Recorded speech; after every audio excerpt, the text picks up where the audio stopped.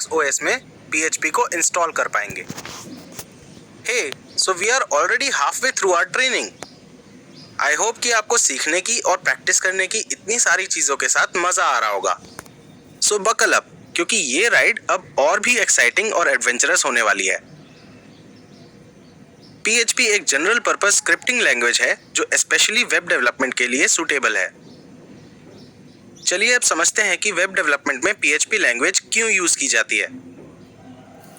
हमें already browser और web server के बीच के कम्युनिकेशन चैनल के बारे में पता है।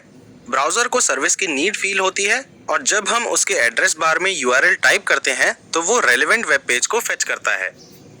इसके बाद जिस URL में डिजायर्ड वेब पेज होता है, ब्राउजर उस URL का कॉरेस्पॉन्डिंग होस्ट कंप्यूटर फाइंड करने के लिए DNS लुकअप करता है। होस्ट कंप्यूटर मिलने के बाद ब्राउजर उस पर रन कर रहे वेब सर्वर से कनेक्ट करता है जिससे ये दोनों आपस में कम्युनिकेट कर सकें। फिर ब्राउजर वेब सर्वर को HTTP रिक्वेस्ट सेंड करता है mentioning which web page it wants. इसके बाद वेब सर्वर इस रिक्वेस्ट पे एक्ट करता है और अपने कंप्यूटर पे रिक्वेस्टेड वेब पेज को ढूंढता है। वेब पेज मिलने के बाद वेब सर्वर उसे ब्राउजर पे सेंड करता है एज एन HTTP रिस्पॉन्स। अभी तक हमने सिर्फ वो ही वेब पेजेस देखे हैं जिनमें HTML और CSS कोड था, लेकिन अब हम ऐसे वेब पेजेस देखेंगे जिनमें PHP कोड होगा, जिन्हें हम PHP फाइल्स भी कहते हैं। PHP फाइल में सिर्फ एक डिफरेंस होता है। जब वेब सर्वर को वेब पेज के लिए यानी PHP फाइल के लिए रिक्वेस्ट मिलती है तो वो एक एक्स्ट्रा काम करता है। यहाँ पे वेब सर्वर फाइल के PHP कोड को एग्जीक्यूट करता है और फिर उसका output as a response browser को सेंड करता है। HTML फाइल्स के केस में फाइल्स में क्या है इससे वेब सर्वर को कोई फर्क नहीं पड़ता और वो फाइल के कंटेंट को एज इट इज ब्राउजर पे सेंड कर देता है।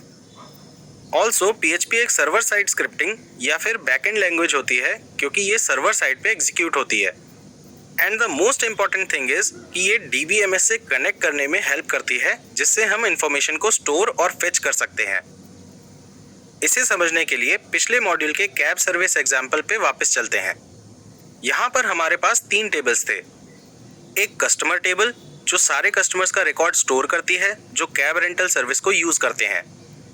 एक ड्राइवर्स टेबल जो हर ड्राइवर का रिकॉर्ड स्टोर करती है जो कैब रेंटल कंपनी के साथ रजिस्टर्ड है। और एक राइड्स टेबल जो हर राइड की डिटेल स्टोर करती है। पर यहाँ पे इम्पोर्टेंट क्वेश्चन ये है कि ये डेटा आता कहाँ से है।